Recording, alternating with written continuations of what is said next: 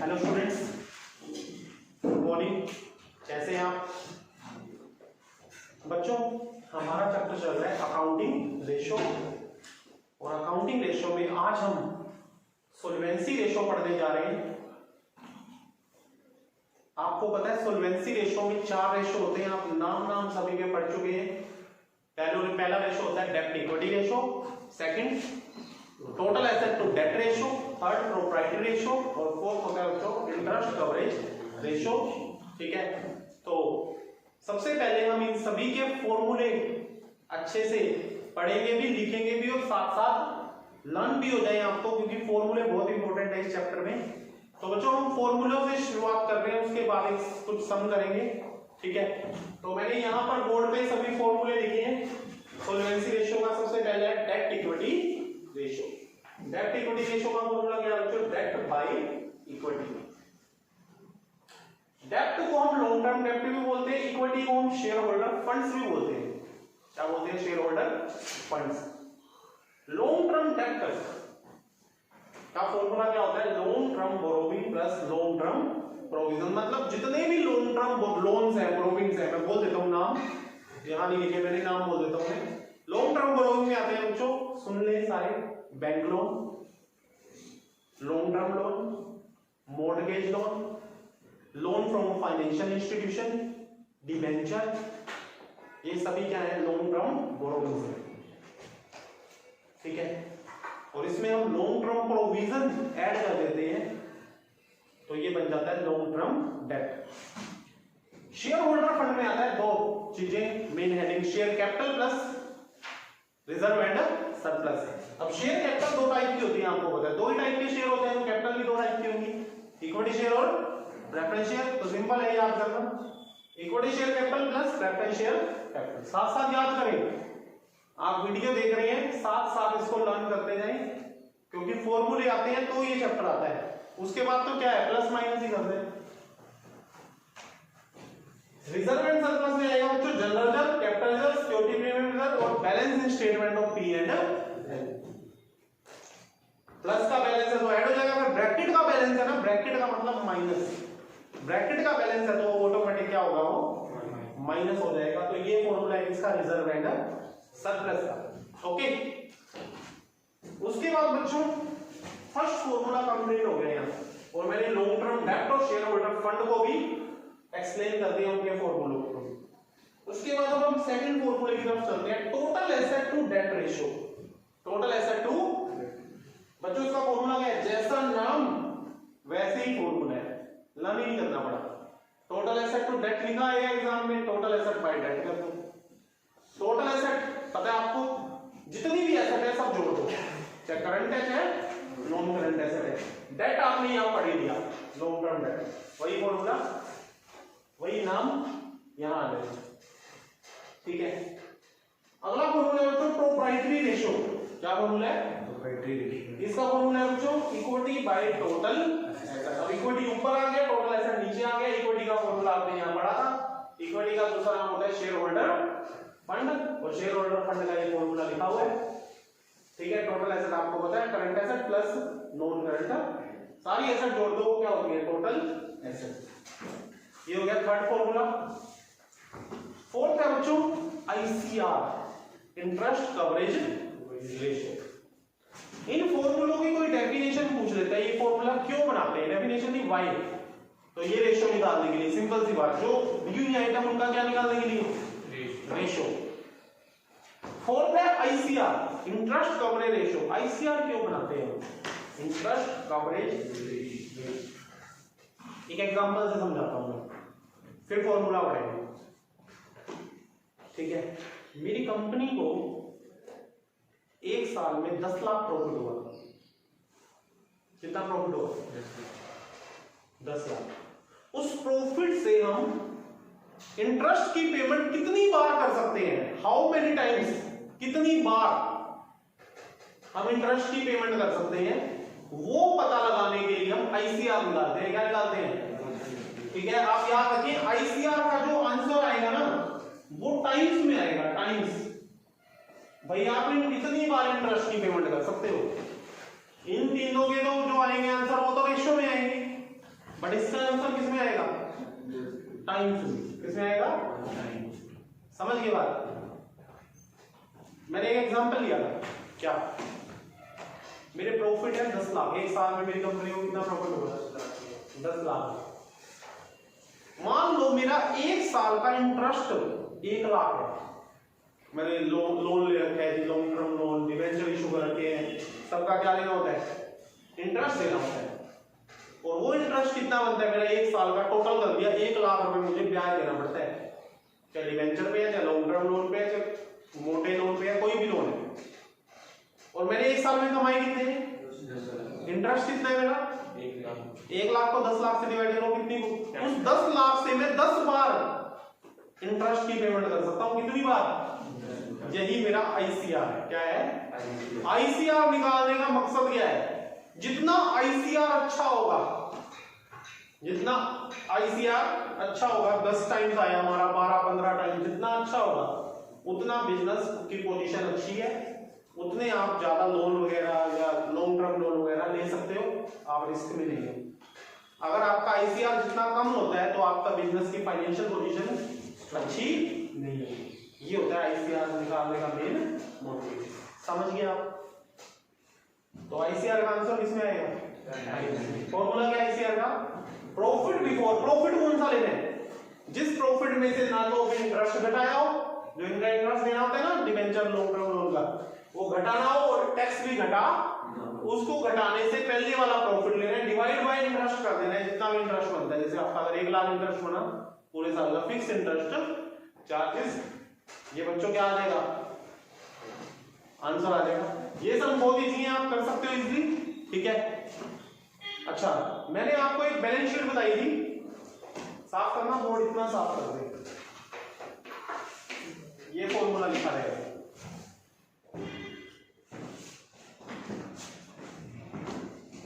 मैंने पिछली वीडियो में आपको क्या बताया था? बैलेंस शीट सिखाई थी, जिससे अल्टरनेट फॉर्मूले बन जाते हैं। तो वो एक बार बैलेंस शीट में दोबारा लिख देता हूं आज।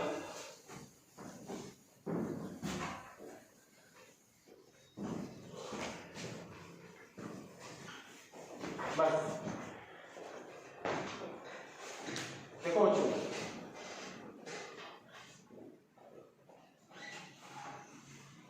ये कल भी लिखा था मैंने पिछली वीडियो में। एसेट्स 2 लिखने हैं आप, एक नॉन करंट एसेट्स और एक क्या लिखने? Current assets. ये 6 लाख ले लिया मैंने, कुछ भी ले लो, ये 4 लाख, टोटल कितना होगा?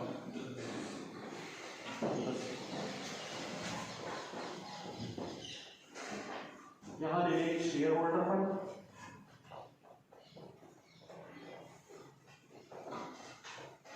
एक नॉन करंट लायबिलिटी लिया था मैंने, और एक क्या लिया था?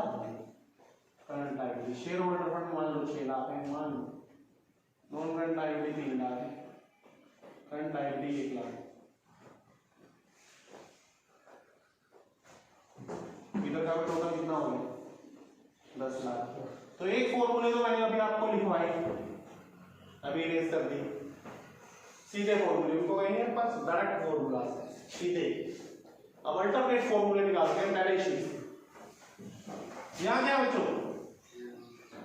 Share holder fund. एक शेयर होल्डर फंड का तो आपने वो फॉर्मूला पढ़ा, क्या?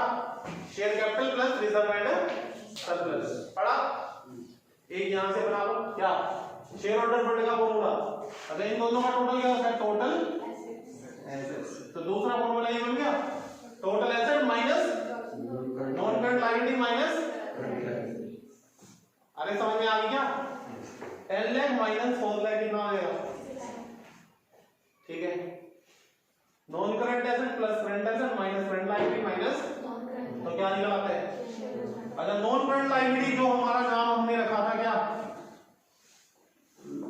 लॉन्ग टर्म डेट भी बोल देते हैं इसको, इसी को बोल सकते हो आप लॉन्ग टर्म डेट।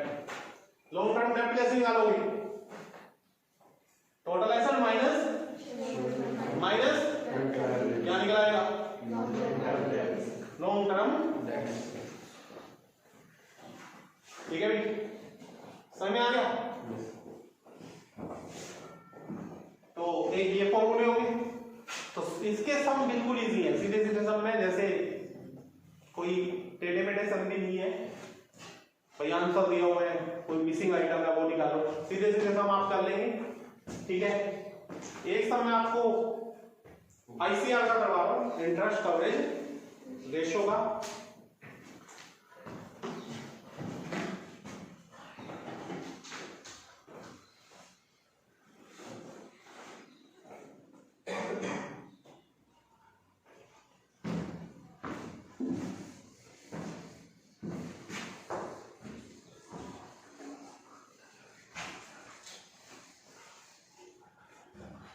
बच्चों बुक में एक सम निकाल लें।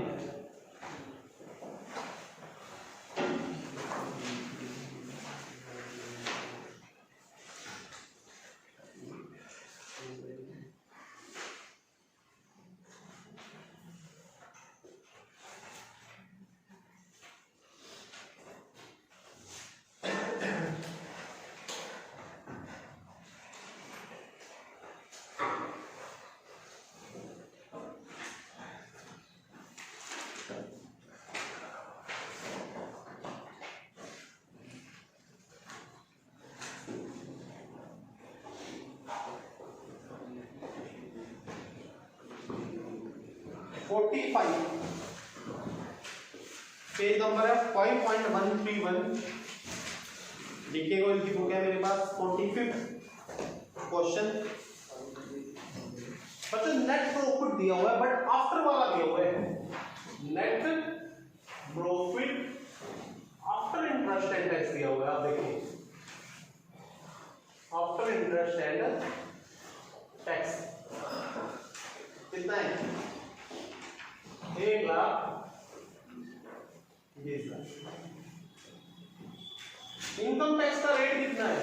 Rate of income tax 50%। बच्चों ये 50%।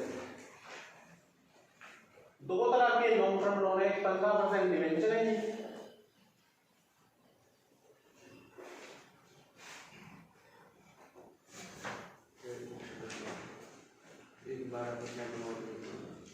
एक लाख के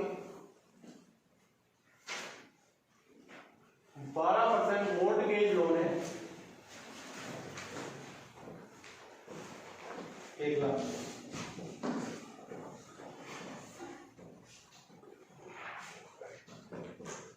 आईसीआर निकालना है, इंटरेस्ट कवरेज रेशियो निकालें। बच्चों हमारे फॉर्मूले में है net profit before charging interest and tax. हमें क्या दिया हुआ है? आफ्टर दिया हुआ है, तो हमें सबसे पहले इस आफ्टर को क्या बनाना पड़ेगा? बिफोर। तो ये वो प्रॉफिट है जिसमें से इंटरेस्ट भी माइनस कर चुके हैं और टैक्स भी माइनस कर चुके हैं। हमें माइनस कर चुके हैं इंटरेस्ट भी और टैक्स भी, तो हमें वापस ये दोनों चीजें ऐड करनी पड़ेंगी। तो क्या आ जाएगा? Net profit before interest and. तो बच्चों अब हमें आफ्टर से क्या निकालना है? बिफोर। तो हमें अब ये डिवेंचर और मोटे ये जो इंटरेस्ट और टैक्स है इसमें से माइनस हुए हैं, हमें वापस क्या करने पड़ेंगे? ऐड करने पड़ेंगे। तो क्या हो जाएगा? बिफोर हो जाएगा, profit before interest and tax. तो बेटा मैं ये कह रहा था 1,20,000 ये वो प्रॉफिट है जिसमें से टैक्स भी घटा हुआ है और इंटरेस्ट भी घटा हुआ है। तो टैक्स घटाने के बाद है ये 1,20,000। तो टैक्स ये लिखा हुआ है, यहां लिखा हुआ है टैक्स 50% था। कितना था? तो 50% घटाने के बाद बचा हुआ प्रॉफिट ये है। ठीक है, तो मैं एक एग्जांपल दूं, अगर मेरा टैक्स घटाने से पहले प्रॉफिट, बाद में प्रॉफिट 50% रह गया, तो पहले कितना था? 100% था, क्योंकि पूरा 50 मैंने घटा दिया। ये अगर 50 रुपए है तो पहले कितना था? 100। तो मुझे प्रॉफिट को, ये आफ्टर टैक्स है, मुझे बिफोर टैक्स बनाना है। तो मैं क्या करूं? डिवाइड बाय 50 मल्टीप्लाई क्या कर दूंगा? 100 कर दूंगा। ये क्या बन जाएगा? बिफोर टैक्स बन जाएगा बच्चों, मतलब डबल हो जाएगा। ये क्या हो जाएगा? डबल। ठीक है, मैंने यहां मल्टीप्लाई क्यों कर सकता था, क्यों नहीं किया? अगर मान लो यहां 40% होता है, कितना होता? तो ये 40 घटाने के बाद ये जो वैल्यू रह जाती है कितनी रह जाती है 60%। तो आपको क्या करना चाहिए फिर डिवाइड बाय 60 मल्टीप्लाई 100। अरे समझ में आ गई? यानी ये नहीं आप 40 रट्टा मार लो, यहाँ 50 ये वाला 50 नहीं उतारा मैंने। अब मेरे क्वेश्चन में यहाँ 50 है तो ये 50 ये वाला 50 यहाँ नहीं लिख रखा मैंने। ये 100 में से 50 घटाने के बाद वो 50 बचा हुआ है। अगर यहाँ 40 होता तो यहाँ कितना था 60, यहाँ 30 होता तो यहाँ हाँ ये 50 ये वाला नहीं है, ये 100 में से 50 घटाने के बाद आता है। तो ये 2,40,000 आ गया। ये आ गया बच्चों प्रॉफिट बिफोर टैक्स। अब इंटरेस्ट भी हो रहा है तो profit before interest and tax आ जाएगा। ऐड इंटरेस्ट और कर दो बच्चों, दो चीजों पे इंटरेस्ट है, एक लाख का 15% और एक लाख का 12%। 15 हो गया 12 हो गया, साइज ऐड कर दो 2,67,000 बच्चों। ये आ गया profit before interest and tax. यहाँ लिख दो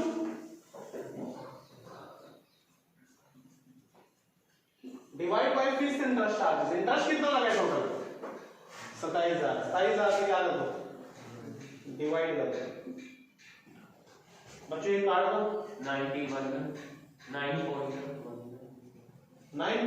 गया। कितना आ गया 9.89। ये 10 टाइम्स आप लिख सकते हो, अप्रोक्सीमेटली लिख लेना। आपका क्या लिख लेना अप्रोक्सीमेटली। इसका मतलब है कि हम प्रॉफिट इतना कमा रहे हैं, प्रॉफिट से हम साल में 10 बार इंटरेस्ट की पेमेंट कर सकते हैं। अप्रोक्सीमेटली कितनी बार 10 बार। तो बच्चों ये सम था आईसीआर इंटरेस्ट कवरेज रेशो कैसे निकालते हैं, बहुत इजी सम है। तो इसमें थे 4 फॉर्मूले। सोल्वेंसी रेशो हमारा कंप्लीट हो गया। सोल्वेंसी रेशो में हमने 4 फॉर्मूले पढ़े, एक बार फिर से बोल देता हूं। पहला डेट इक्विटी रेशो, दूसरा total asset to debt ratio, तीसरा प्रोप्राइटरी रेशो और लास्ट इंटरेस्ट कवरेज रेशो। ठीक है, तो सबसे पहले तो आपको फॉर्मूले अच्छे से लागू होने चाहिए। ठीक है, तो बच्चों मैं आपको बता दूं कितनी वीडियो बन गई आपकी, कितनी क्वेश्चन बन गए इस वीडियो में।